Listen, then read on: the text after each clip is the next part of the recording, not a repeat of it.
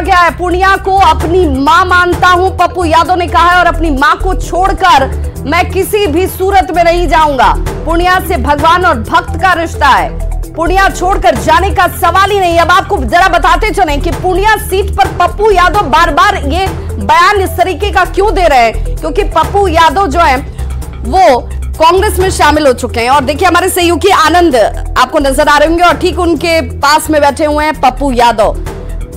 आनंद, जरा जानिए कि पूर्णिया सीट पर पप्पू यादव बार बार ये कहते रहे कि हमने तो लालू प्रसाद से भी बात की थी, हमारे मन की बात वो भी जानते हैं बखूबी, कांग्रेस में भी आया तो मुझे पूरा यकीन है।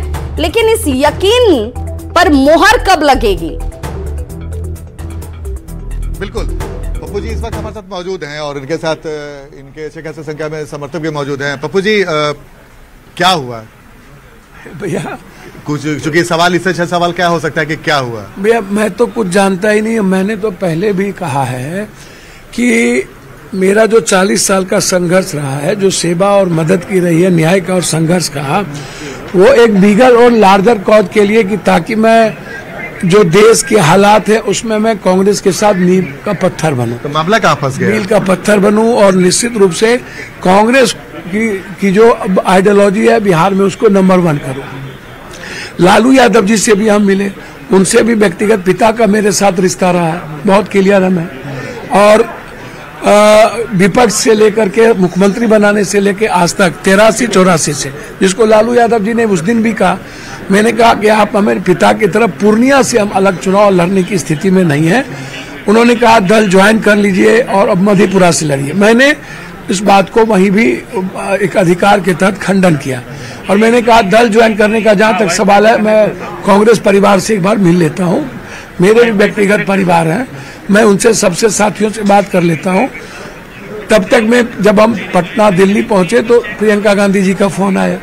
प्रियंका गांधी जी जिस तरीके से, जो मैं सोचता भी था, जिस तरीके से राहुल गांधी जी ने एक लंबे संघर्ष, एक जो दिल जीता इस देश का, उसमें और पप्पू यादव की जो सोच रही है सीमांचल और कोसी को लेकर के, यहाँ तो मैं 5 बार 6 बार 7 बार ये बात तो हम समझे। लेकिन अब चूंकि बीमा भारती को सिंबल दे दिया गया तो फिर अब कैसे होगा पप्पू यादव का? सर मैं एक बात बोलूं, पप्पू यादव का कैसे होता है? पप्पू यादव को हमेशा आप देखे हैं कि सीमांचल की, कोसी की जनता अपने तरीके से उसको बच्चे की तरह देखती है। हमारा तो भगवान और भक्त का रिश्ता है, आपको पता है। तो आपको पूर्णिया में ना कोई जाति होती है, ना धर्म होता है, ना मजहब होता है, ना बैकवर्ड होता है, ना फॉरवर्ड होता है, ना हिंदू मुसलमान होता है। यहाँ पूर्णिया को नंबर 1 कैसे किया जाए, सीमांचल को, मुद्दा ये होता है। और हर परिवार की उम्मीद कौन है? जब सारे रास्ते बंद हो जाए तो एक रास्ता बचता है पप्पू यादव। तो पप्पू यादव चुनाव लड़ेंगे या नहीं लड़ेंगे पूर्णिया से? मैंने पहले कहा कि मेरी जो जिम्मेदारी है वो पूर्णिया के साथ है, मेरी प्रतिबद्धता, मेरा इमोशंस, मेरा जो फीलिंग है वो मेरे पूर्णिया के साथ है। हम परेशान इस बात को लेके हो गए कि 40 साल का जो हमारा संघर्ष और समर्पण था, मैंने अपना पूरी समर्पण मैंने एक बिगर काउंट के लिए, एक बड़ी पार्टी जहां पर एक बड़े प्लेटफॉर्म के साथ काम करने के मैंने समर्पण कर दी। अब तो मेरा जो उम्मीद विश्वास है वहां है, जो दिल्ली में बैठे हैं वो इन चीजों को देख रहे हैं। तो जहां तक लड़ने का सवाल है, मैंने तो कई बार इस बात को कह दिया है कि मधेपुरा सुपौल मेरे लिए जाना संभव नहीं है। पूर्णिया को छोड़ने के लिए यदि कोई कहता है या कहेगा तो उससे बेहतर आत्महत्या करना है या जहर खा लेना। एक बड़ा बयान दे रहे हैं आप, यानी कि किसी कीमत पे पूर्णिया आप नहीं छोड़ रहे हैं? सर आत्महत्या ही करना होगा ना, तो बेहतर है पूर्णिया यदि छोड़ना पड़ेगा तब तो आत्महत्या करके खत्म हो जाना ज्यादा है। कांग्रेस के किसी नेता ने आपसे क्यों झुक आप जब मैं आपका हाथ जोड़ता हूं, मैं अनुनय विनय करता हूं कि एक बार सोचिए, इंडिया गठबंधन का सबसे विनर सीट है और यहाँ इस सीट से यहाँ पर कई सीट मजबूती के साथ काम करने का मौका मिलेगा। हम लोग अररिया जो आज हमारे हाथ में नहीं है उस पर हम लोग मजबूती से करेंगे।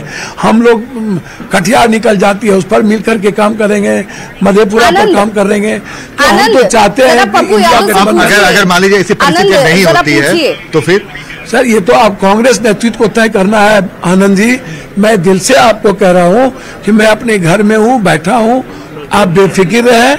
मैं आपको वचन देता हूं, पूर्णिया की जनता से आप जाइए, पूछिए, रिक्शा वाले से, ठेला वाले से, टमटम वाले से, दुकान वाले से, यदि कोई सिंगल आदमी कह दे कि पप्पू उसका भाई नहीं है, बेटा नहीं है, पप्पू यादव उसकी उम्मीद नहीं है, सपना नहीं है, तो आप जो कहिए, तो मैं अपनी उम्मीद खत्म कर दूं।